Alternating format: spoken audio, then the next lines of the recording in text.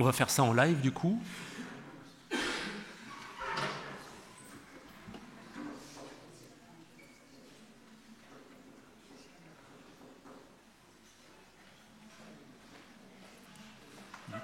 Ta présentation, c'est laquelle déjà? Parce que vous avez tous appelé ça SF Permont, donc c'est ça.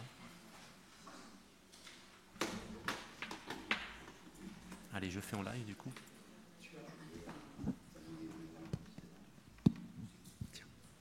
Merci. Allez. Donc bonjour à tous, donc, je m'appelle Arthur Hellé et donc, je suis en thèse à l'Institut Jean Lamour à Nancy. Donc, le premier poster que nous avons réalisé à Nancy donc, porte sur l'étude d'un plasma de nitruration dans un réacteur en configuration donc, ASPN donc, pour nitruration par écran actif. Et donc on va étudier comme aussi les conséquences que ça va pouvoir avoir sur la nitruration des aciers inoxydables. Donc ce poster, nous l'avons réalisé avec Robert Hugon, Thierry Stervec et Grégory Marcos. Merci. Donc sur ce poster, on va principalement s'intéresser donc, à l'étude du plasma par spectroscopie optique d'émission.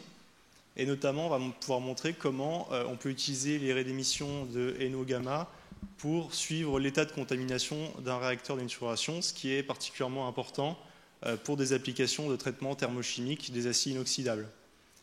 Donc on va pouvoir montrer qu'en suivant les raies d'émission, donc l'intensité des raies d'émission de NO-gamma donc, qui va décroître, on va pouvoir suivre donc l'état de contamination, donc, ce qui va constituer à travers NO-gamma donc, un traceur de la contamination du réacteur. On va également montrer que dans le cas d'un réacteur qui va être dit propre, on va être en mesure d'observer le quatrième système positif de N2. Donc ces trois courbes, je précise quand même que donc, ça c'est dans le cas d'un plasma d'azote pur. Et donc ensuite on va également s'intéresser à ce qui se passe lorsqu'on ajoute de l'hydrogène dans le réacteur et on va pouvoir observer la disparition de nos raies d'émission de NO-gamma malgré le fait que le réacteur n'est pas décontaminé pour autant. Merci.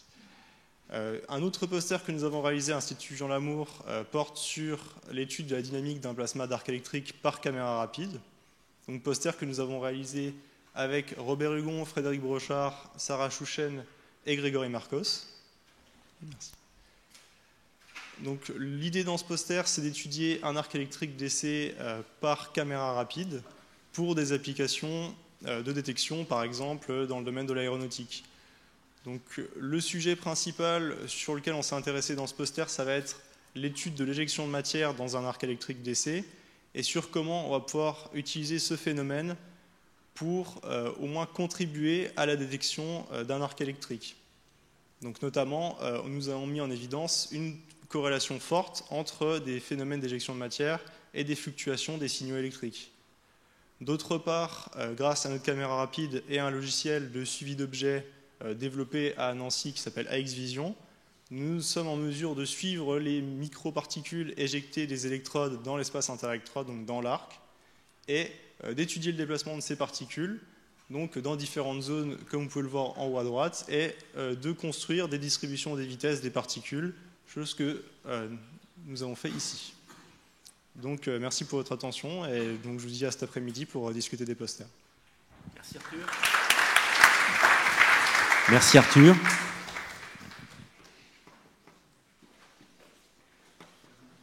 Alors, qui est le suivant du coup? Sorel? Allez, c'est parti pour Sorel.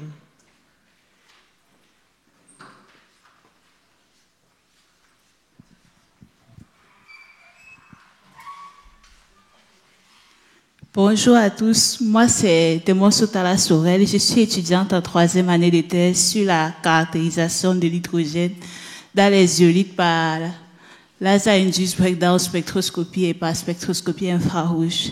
Le but de ma thèse, c'est de pouvoir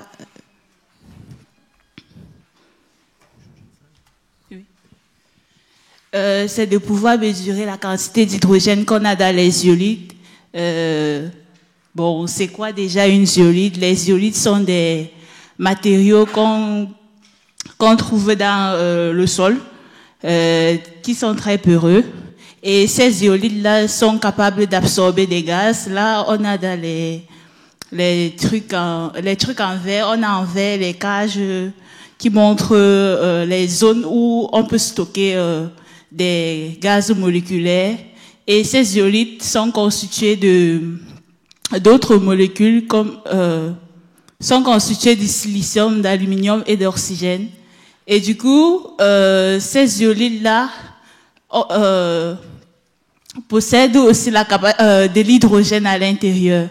En fait, dans ces zeolites, les zones poreuses sont causées par l'agencement des structures tétraédriques qu'on a dans la structure cristalline de la zeolite. Du coup, l'objectif de mon travail, c'est de pouvoir coupler la LIBS à la spectroscopie infrarouge, comme vous voyez sur ce schéma, et d'aller mesurer l'hydrogène déjà qu'on a dans la zeolite initialement, et de pouvoir stocker dans les cages vertes l'hydrogène dans la zeolite. Donc, à l'extérieur, moi, je vous présente des expériences qu'on a fait sur une zeolite activée et sur une zeolite où on a injecté de l'ammoniac pour aller chercher l'hydrogène. Bon, ici, là, je vous présente également les spectres LIBS. Donc, je vous invite tous à venir lors des séances poster pour voir la suite de mon travail. Merci. Merci Sorel.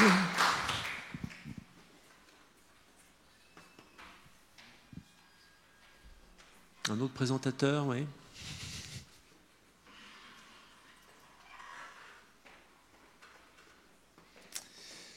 Alors, je vais te laisser gérer du coup. Ok, je descends comme ça du coup. Donc, tu peux faire un mode de présentation peut-être là. Ok, c'est bon tester. Bon, tiens, toc. Bonjour à tous. Alors moi je suis Nicolas Cantonet-Paloc, je suis doctorant au laboratoire d'optique appliquée à Palaiseau et aujourd'hui dans mon poster je vais vous présenter les résultats d'une expérience qui a été conduite suite à une collaboration entre le laboratoire d'optique appliquée et l'ONERA qui vise à étudier l'influence d'un filament de plasma qu'on crée à l'aide d'un laser haute cadence sur le déplacement d'un véhicule supersonique.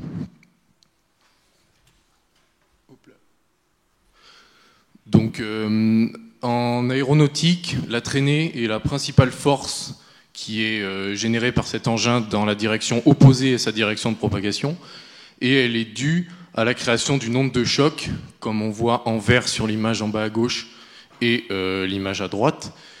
Et le filament a la particularité d'être un canal sous-dense et chaud, et lors de son interaction avec cette onde de choc, il va la modifier.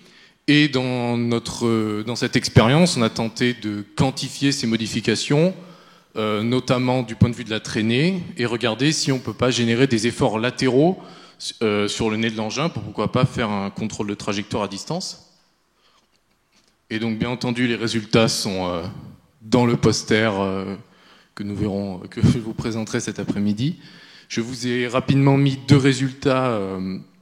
Deux images. À gauche, vous avez la déformation induite par un filament en imagerie stéréoscopique sur onde de choc.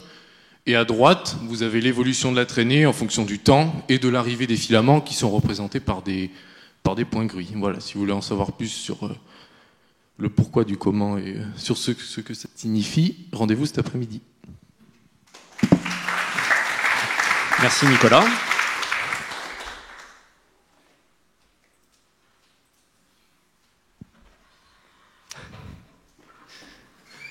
Alors, je ne sais pas où est ta présentation, du coup. Vas-y, tiens, avec la souris, c'est tout.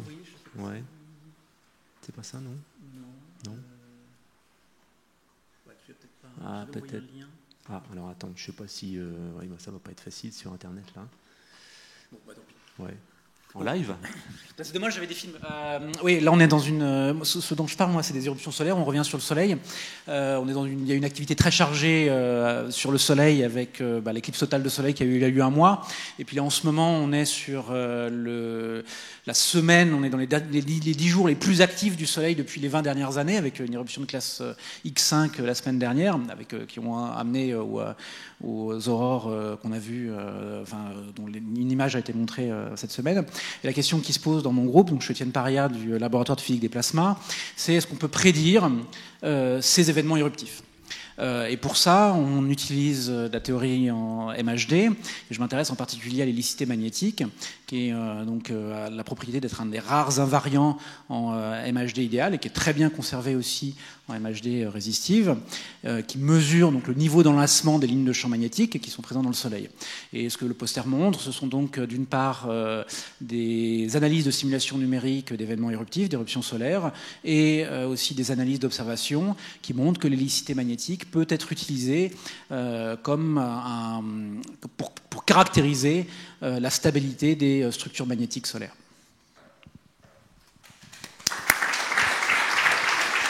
Merci beaucoup. Bravo. Du coup, on a fait le tour. Oui, apparemment, c'est bon. Bah, écoutez, merci beaucoup pour votre présence ce matin. Il est temps d'aller déjeuner. Bon appétit.